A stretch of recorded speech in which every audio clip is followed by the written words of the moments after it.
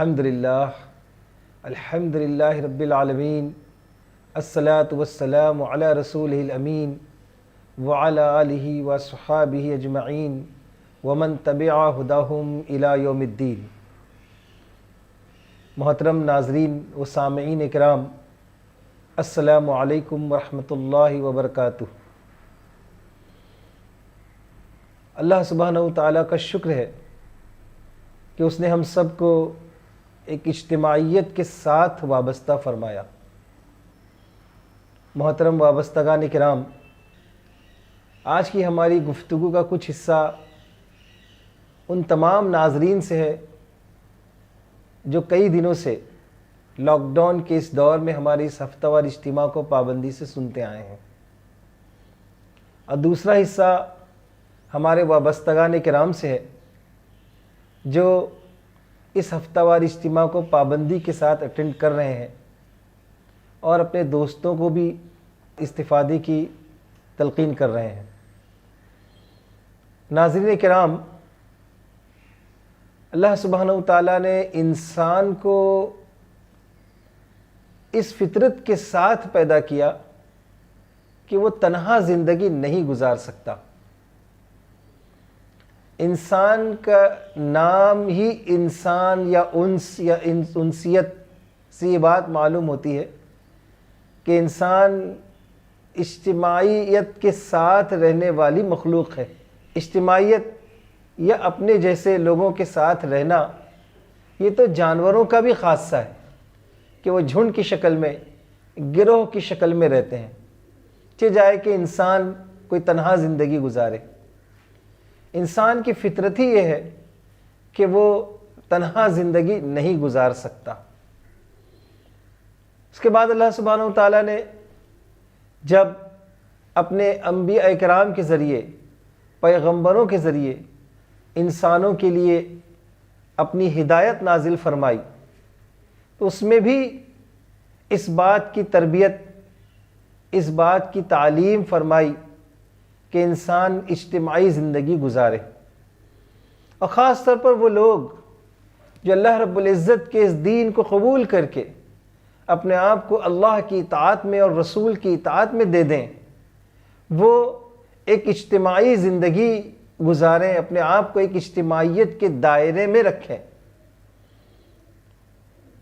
اللہ سبحانہ وتعالیٰ جو انسانوں کے خالق اور انسانوں کے مالک اور انسانوں کے آقا ہیں، وہ جانتے ہیں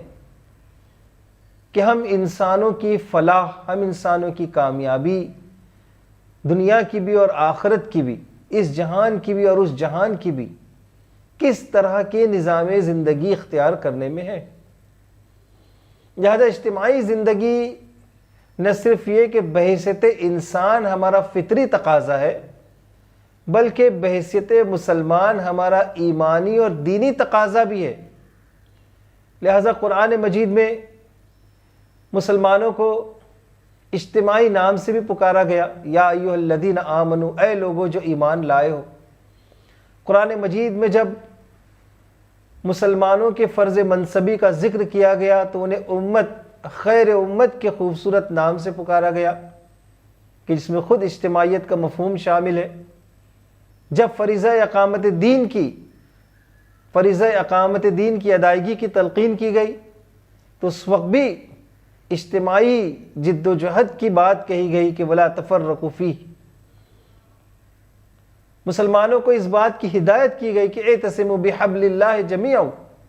کہ اللہ کی رسی کو مضبوطی کے ساتھ تھام لیں، مضبوطی کے ساتھ پکڑ لیں۔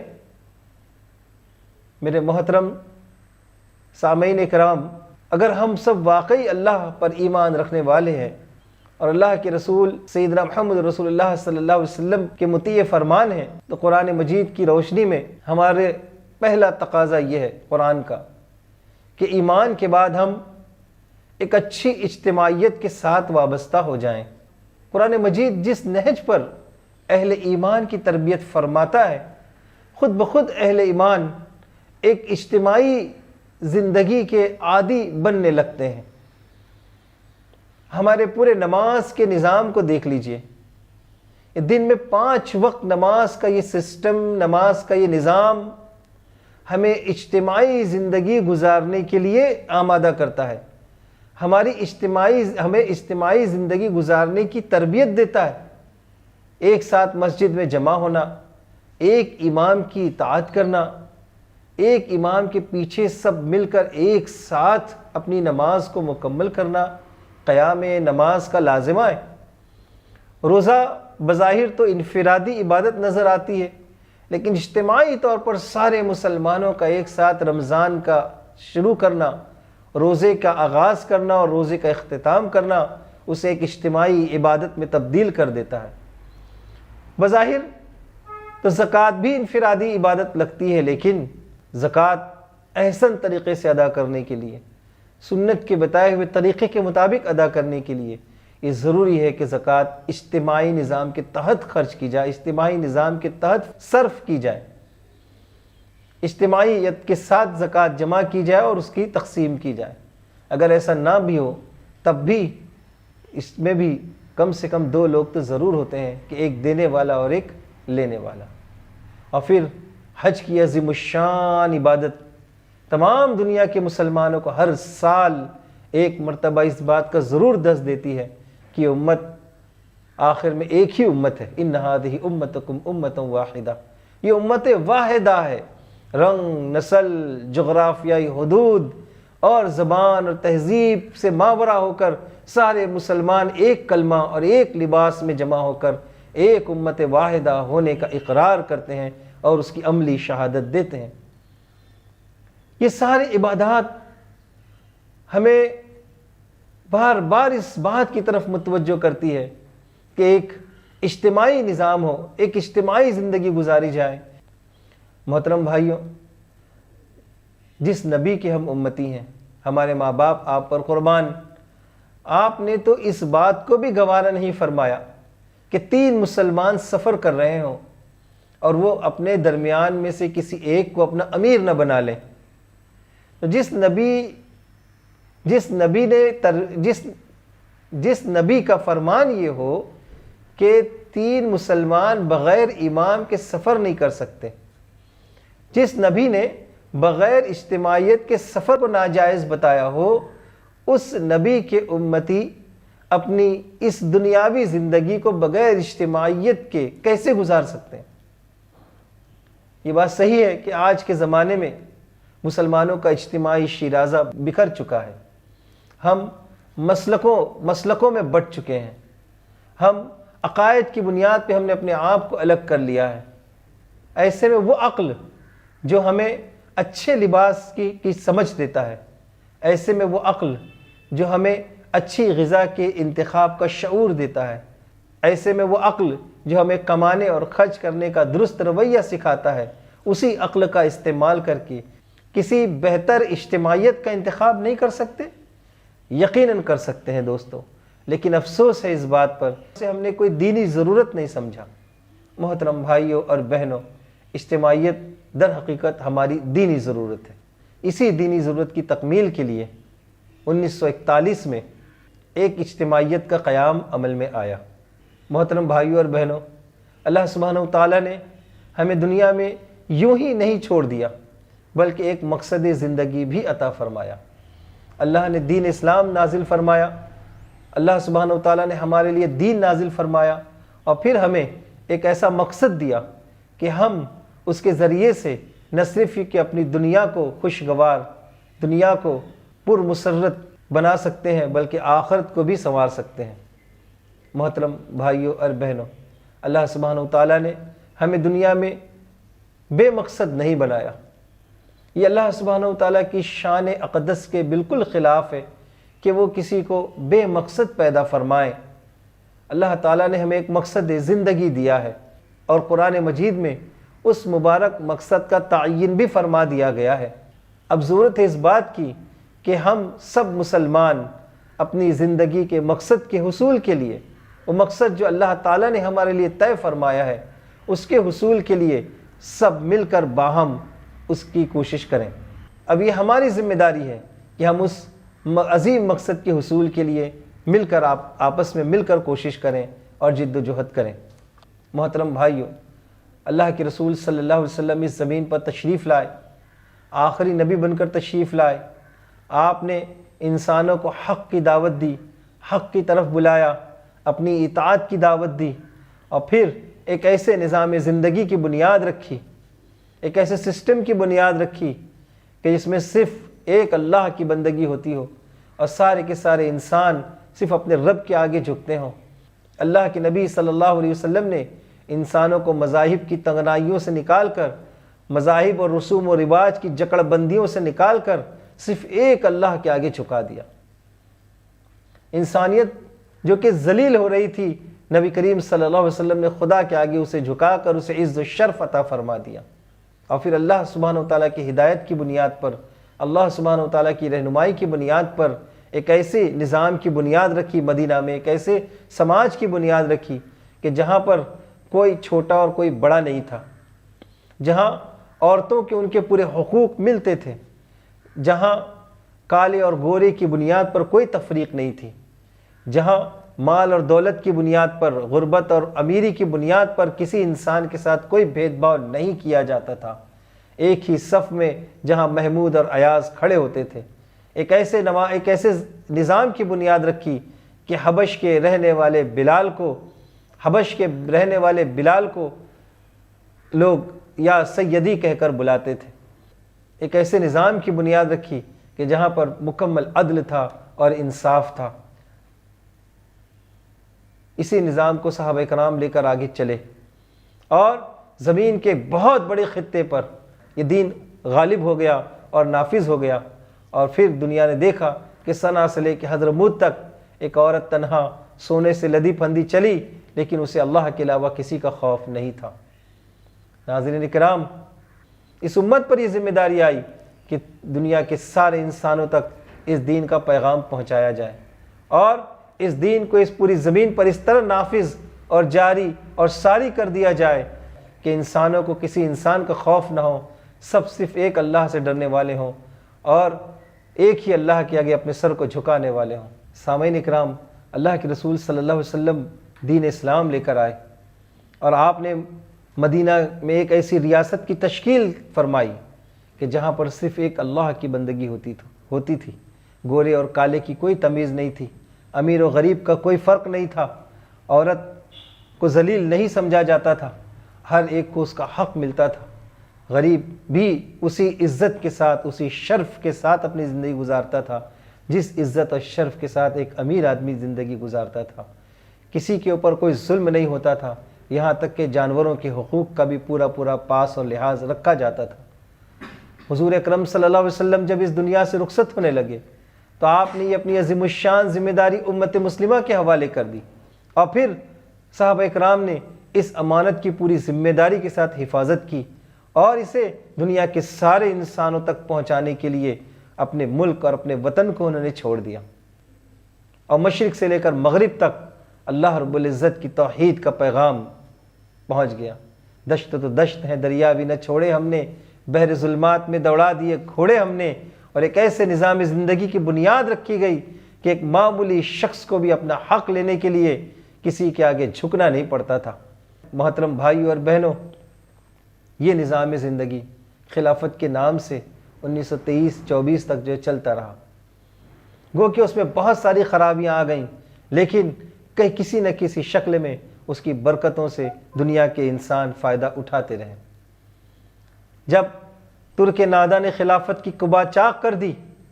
اور خلافت کا یہ نظام درہم برہم ہو گیا، مسلمانوں کا اجتماعی شیرازہ بکھر گیا، اس کے بعد پھر مختلف ممالک میں اللہ کے وہ بندے جنہیں اس شدید ترین نقصان کا اندازہ تھا، اور جن لوگوں کو اللہ سبحانہ وتعالیٰ نے منتخب فرمایا تھا، وہ اٹھے اور انہوں نے ایک بار پھر اس دنیا میں نظام خلافت کی احیاء کے لیے،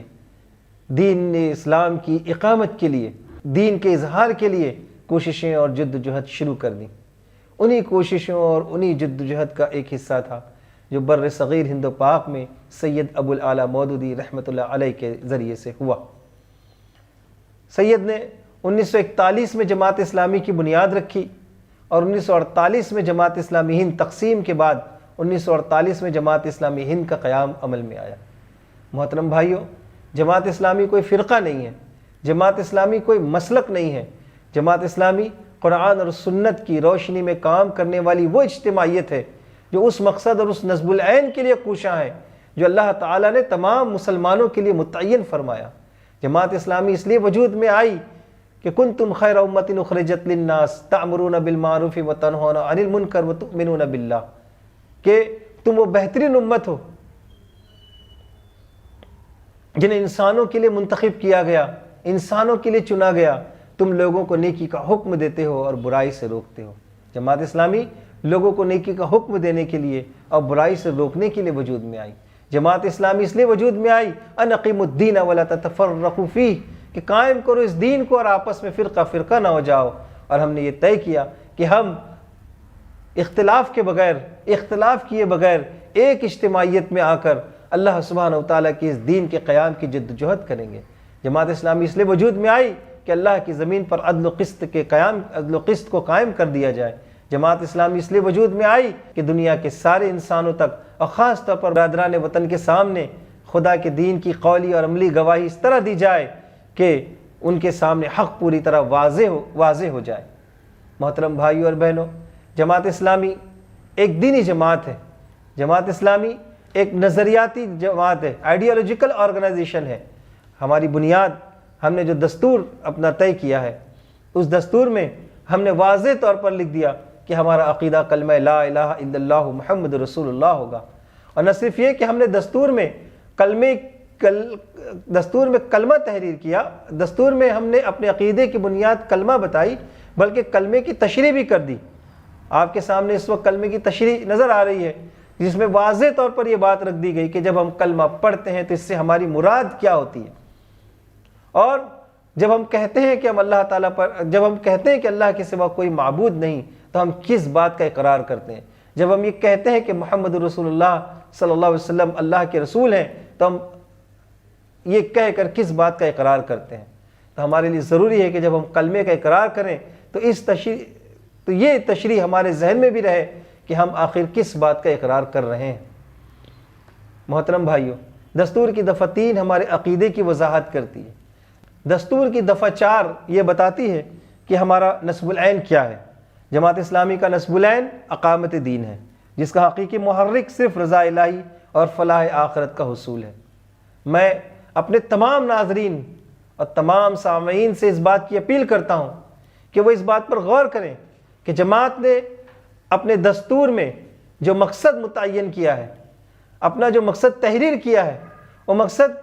خود سید ابو العلا مودودی رحمۃ اللہ علیہ کی اختراع نہیں ہے، وہ مقصد جماعت کی کسی فرد یا جماعت کی شورا کی اختراع نہیں ہے، بلکہ وہ مقصد تو ہم نے قرآن کریم سے اخذ کیا ہے۔ اور یہ مقصد صرف جماعت میں ہی کام کرنے والوں کے لیے نہیں ہے، بلکہ یہ مقصد تو ان تمام انسانوں کے لیے ہے جو کہتے ہیں کہ ہم ایمان لائے اللہ پر اور اس کے رسول پر،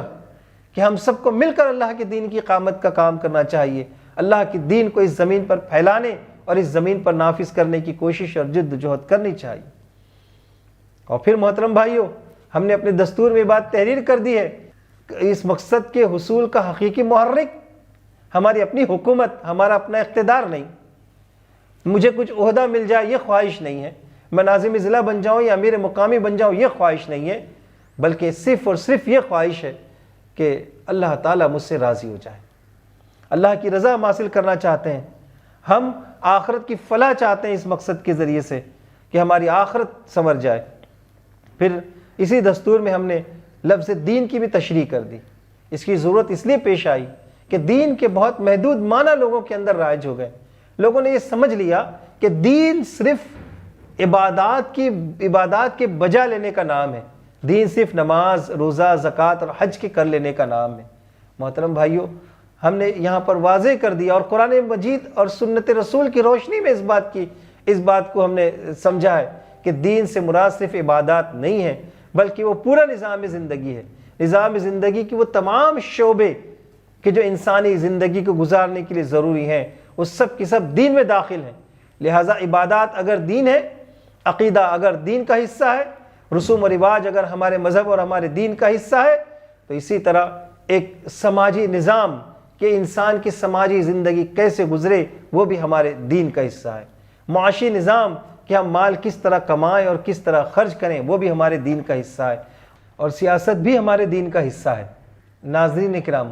آگے دستور جماعت میں اس بات کی بھی وضاحت کی گئی ہے کہ اس دین کی اقامت کا مطلب یہ ہے کہ کسی تفریق و تقسیم کے بغیر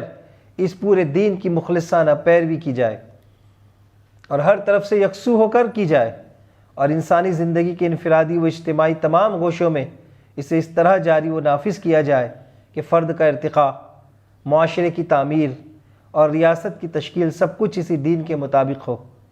اس دین کی اقامت کا مثالی اور بہترین عملی نمونہ وہ ہے جسے حضرت محمد صلی اللہ علیہ وسلم اور حضرات خلفائے راشدین رضوان اللہ تعالی علیہم اجمعین نے قائم فرمایا تھا۔ اب یہ دین کی اقامت کس طرح ہوگی؟ تو مختصراً دستور میں ہم نے طریقہ کار کی وضاحت کر دی ہے۔ دستور کی دفعہ 5 جماعت کے طریقہ کار کو واضح کرتی ہے کہ اپنے نصب العین کے حصول کے لیے جماعت اسلامی کا طریقہ کار حسب ذیل ہوگا، یعنی نمبر 1، قرآن و سنت جماعت کی اساس کار ہوگی۔ دوسری ساری چیزیں ثانوی حیثیت سے صرف اسی حد تک پیش نظر رکھی جائیں گی جس حد تک قرآن و سنت کی روح سے ان کی گنجائش ہو۔ نمبر 2، جماعت اپنے تمام کاموں میں اخلاقی حدود کی پابند ہوگی اور کبھی ایسے ذرائع اور طریقے استعمال نہ کرے گی جو صداقت و دیانت کے خلاف ہوں یا جن سے فرقہ وارانہ منافرت، طبقاتی کشمکش اور فساد فی الارض رونما ہوتا ہو۔ اور نمبر 3، جماعت اپنے نصب العین کے حصول کے لیے تعمیری اور پرامن طریقے اختیار کرے گی،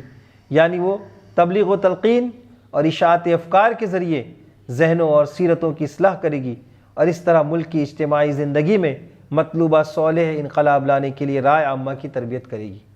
محترم بھائیوں، ہم نے یہ طے کر لیا ہے کہ ہم اپنے مقصد کے حصول کے لیے کبھی بھی کوئی تشدد کا راستہ اختیار نہیں کریں گے۔ جتنا ہو سکے گا، جتنا ہم سے ممکن ہو سکے گا، ہم رائے عامہ کی تربیت کے لیے، رائے عامہ کو ہموار کرنے کے لیے تبلیغ و تلقین کا طریقہ اختیار کریں گے، اپنے افکار کی، اپنے خیالات کی اشاعت کریں گے۔ ہم سمپوزیم، سیمینار، اجتماعات، خطابات عام اور لوگوں سے انفرادی و اجتماعی گفتگو کے ذریعے سے اپنی بات پہنچانے کی کوشش کریں گے۔ بس یہی ہمارا طریقہ کار ہوگا۔ محترم بھائیوں اور میری عزیز ترین بہنوں، ذرا خود غور کریں کہ کیا یہ کوئی ایسی بات ہے کہ جو صرف کسی ایک جماعت کے کرنے کا کام ہو؟ یہ تو تمام مسلمانوں کے کرنے کا کام ہے۔ جماعت اسلامی نے اگر اس کام کو اختیار کیا ہے، ایک اجتماعی پلیٹ فارم اگر فراہم کیا ہے، تو وہ تمام بھائی اور بہن جو جماعت کے مقصد، جماعت کے نصب العین، جماعت کے طریقہ کار سے اتفاق کرتے ہوں، وہ اس پلیٹ فارم سے اپنی اس ذمہ داری کو ادا کر سکتے ہیں۔ اس کے بعد دستور کا حصہ دوم ہے جو جماعت کی رکنیت سے متعلق ہے۔ جماعت کی رکنیت کی دفعہ 8 اور دفعہ 9 دو اہم دفعات ہیں۔ دفعہ 8 ذمہ داریوں سے متعلق ہے، یعنی ہر رکن جماعت کے لیے لازم ہوگا، یعنی ہر رکن جماعت کو یہ کام کرنا ہوگا۔ مثلا 2-3 دفعات ہم سنتے ہیں، اس میں 8 نکات ہیں۔ دفعہ 8 کی شق نمبر 1 میں یہ بات کہی گئی کہ دین کے جملہ فرائض کو ان کی شرعی پابندیوں کے ساتھ ادا کرے۔ نمبر 2، کبائر سے اجتناب کرے، اور اگر وقتی جذبات نفس سے مغلوب ہو کر کسی گناہ کبیرہ کا مرتکب ہو جائے تو اس سے توبہ کرے۔ اب کیا یہ کوئی ایسی بات ہے کہ جو صرف رکن جماعت کے لیے لازم ہے؟ سارے مسلمانوں کے کرنے کا کام ہے، لیکن ہم یہاں جماعت کے رکن کے لیے لازم کرتے ہیں۔ ہم سب اپنے تمام ارکان کے لیے اس بات کو لازم کرتے ہیں کہ وہ لازماً اس کی کوشش کریں گے۔ سارے مسلمانوں کو کرنی چاہیے، لیکن اجتماعی پلیٹ فارم میں آنے کے بعد اپنی اس ذمہ داری کو ادا کرنا ہمارے لیے آسان بن جاتا ہے۔ اسی طرح دفعہ 9 معیار مطلوب کے عنوان سے ہے، جس میں یہ بات کہی گئی ہے کہ ہر رکن جماعت کو کوشش کرنی ہوگی کہ وہ کوشش کرنی ہوگی۔ یہ ایک معیار مطلوب ہے، ہر رکن جماعت کو وہاں تک پہنچنا ہے، اس کی کوشش کرنی ہے۔ اب یہ بھی عام ہی نکات ہیں تمام مسلمانوں کے لیے، مثلا یہ کہ ہر رکن جماعت اس بات کی کوشش کرے گا کہ وہ اللہ تعالیٰ سے اپنے تعلق کو زیادہ سے زیادہ مضبوط کرے، اور اس کے لیے فرض عبادات کے علاوہ نوافل، اذکار اور تلاوت قرآن وغیرہ کا بھی اہتمام کرے۔ اب کیا یہ صرف ارکان جماعت کے کرنے کا کام ہے؟ سارے مسلمانوں کے کرنے کا کام ہے، لیکن اجتماعیت کے دائرے میں آنے کے بعد اس پر عمل کرنا آسان ہو جاتا ہے۔ اس میں ایک بات کہی گئی ہے، تمام رسوم جاہلیت سے اپنی زندگی کو پاک کرے جو احکام شریعت کے خلاف ہوں۔ سارے ہی مسلمانوں کو اپنی زندگیوں کو جاہلانہ رسوم سے پاک کرنا ہے۔ سارے ہی مسلمانوں کے لیے لازم ہے کہ وہ شرعی حدود کی پابندی کریں، احکام شریعت کے مطابق اپنی زندگی گزاریں۔ اب جو اگر ہم نے یہاں دستور میں یہ بات لکھی ہے تو یہ صرف ارکان جماعت کے لیے نہیں، یہ سارے مسلمانوں کے لیے، لیکن ہم اس بات کی امید کرتے ہیں کہ ہمارا ہر رکن جماعت ان نکات کی روشنی میں اپنی زندگی کو سنوارنے کی کوشش کرے گا۔ محترم بھائیوں، اجتماعیت اس لیے ہے کہ ہم اپنی مقصد کو، ہم اپنے نصب العین کو بہتر طریقے سے اور آسانی کے ساتھ ادا کر سکیں۔ اجتماعیت اس لیے ہے کہ ہم اپنی تربیت کر سکیں، اپنا تزکیہ کر سکیں، اپنے اندر کی خرابیوں کو نکال کر اپنے اندر اچھائیوں کو پروان چڑھا سکیں۔ اجتماعیت اس لیے ہے کہ اللہ رب العزت نے جو صلاحیتیں ہمارے اندر پیدا کی ہیں، ہم ان صلاحیتوں کو بروئے کار لا کر خدا کے دین کی اقامت کی ذمہ داری بہتر طور سے ادا کر سکیں۔ اجتماعیت اس لیے ہے کہ ہم اپنی دنیا کو بہتر طریقے سے گزار سکیں۔ اجتماعیت اس لیے ہے کہ ہم اس کے ذریعے سے اللہ تعالیٰ کی رضا اور اس کی خوشنودی حاصل کر سکیں۔ اجتماعیت اس لیے ہے کہ ہم آخرت کی ہمیشہ کی کامیابی سے ہمکنار ہو سکیں۔ محترم بھائیوں، میرے وہ تمام رفقا جو جماعت اسلامی میں شامل ہیں، انہیں تو اس بات کا اقرار کرنا، اس بات پر اللہ کا شکر ادا کرنا چاہیے کہ اللہ تعالیٰ نے، محترم بھائیوں، میرے وہ تمام سامعین اور ناظرین جو اس وقت ہماری اس گفتگو کو سن رہے ہیں، ان سے گزارش ہے کہ وہ وقت ضائع کیے بغیر، ایک لمحہ ضائع کیے بغیر، وہ اگر جماعت کے مقصد اور جماعت کے نصب العین اور طریقہ کار سے اتفاق رکھتے ہیں تو جماعت کے دائرے میں شامل ہو جائیں۔ اے موج بلا دے ان کو بھی ذرا دو چار تھپیڑے ہلکے سے، کچھ لوگ ابھی تک ساحل سے طوفان کا نظارہ کرتے ہیں، کب تک ساحل کے کنارے کھڑے رہ کر طوفان کا نظارہ کرتے رہیں گے؟ آئیے آپ بھی اس کشتی میں شامل ہو جائیے اور پھر ہم سب مل کر اللہ تعالیٰ کے دین کی اقامت کے لیے جد و جہد کریں۔ میرے وہ تمام بھائی جو جماعت کے دائرے میں داخل ہو چکے ہیں، ان سے میری گزارش ہے وہ اس نعمت کے حصول پر اللہ رب العزت کا شکر ادا کریں کہ اللہ تعالیٰ نے انہیں دنیا کے سارے انسانوں میں سے منتخب فرما کر اس دین کی اقامت کے لیے، اس فریضے کی اقامت کے لیے چنا، ہم سب کو اجتماعیت کے ساتھ وابستہ فرما دیا۔ اس بات پر واقعی اللہ رب العزت کا جتنا بھی شکر ادا کیا جائے کم ہے۔ محترم بھائیوں اور بہنوں، جماعت میں داخلے کے بعد ہو سکتا ہے کہ بہت سے لوگوں کو کچھ ناراضگیاں ہوتی ہیں، بہت سے لوگوں کے ساتھ کچھ مسائل ہوتے ہیں، اور یہ اس ناراضگیوں اور یہ مسائل تو ہماری اپنی گھریلو زندگی میں بھی ہوتے ہیں۔ یہ ناراضگیاں اور مسائل تو جہاں ہم جاب کرتے ہیں وہاں بھی ہوتے ہیں، یا ناراضگیاں اور مسائل جن حکومتوں میں ہم رہتے ہیں وہاں بھی ہوتے ہیں۔ یہ تو انسانی زندگی کا حصہ ہے اور یہ ساتھ ساتھ چلتے رہتے ہیں۔ محترم بھائیوں اور بہنوں، ہم تو اس بات کی کوشش کریں کہ کس طرح ہم اپنے مقصود اور نصب العین کو بہتر طریقے سے جماعت کے ساتھ شامل رہ کر ادا کر سکتے ہیں، اور اپنی توجہ اپنے مقصد پر رکھیں، اپنی توجہ اللہ کی رضا پر رکھیں، اپنی توجہ آخرت کی کامیابی پہ رکھیں، اور جتنا بھی ہم سے ممکن ہو سکے مسائل کو کم سے کم کرتے ہوئے ہم اللہ سبحانہ و تعالیٰ کی رضا اور اس کی خوشنودی حاصل کرنے کے لیے جد و جہد کرتے رہیں۔ محترم بھائیوں اور عزیز بہنوں، الحمدللہ لاک ڈاؤن کے باوجود بھی آن لائن ہی صحیح ہمارا یہ ہفتہ وار اجتماع بڑی پابندی سے چلتا رہا۔ اب جب کہ لاک ڈاؤن میں کسی حد تک کمی آ گئی اور کچھ اجتماعات اور پروگراموں کی اجازت ملنے لگی ہے، ہم اپنے تمام رفقا سے گزارش کریں گے، اور خاص طور پر عمرہ مقامی سے، کہ جہاں جہاں ممکن ہو اپنے مقام پر ہفتہ وار اجتماع کا آغاز کر دیں۔ سوشل ڈسٹینسنگ کے ساتھ ارکان و کارکنان کو لازماً اجتماع میں آنے کی ترغیب دیں